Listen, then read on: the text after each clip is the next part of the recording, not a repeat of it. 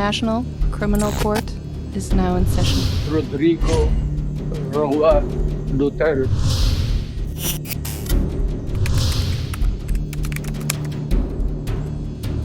Inanunsyo ng International Criminal Court ang tatlong hukom na lilitis sa kasong crimes against humanity ni dating Pangulong Rodrigo Duterte.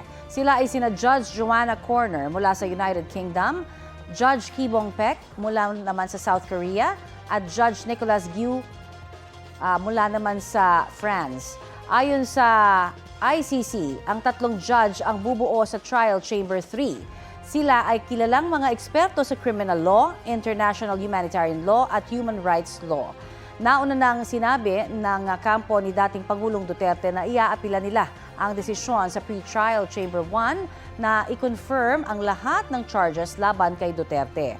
Ayon sa ICC, kailangang humingi ng permiso ang defense team ng dating Pangulo sa pre-trial Chamber 1 bago umapila.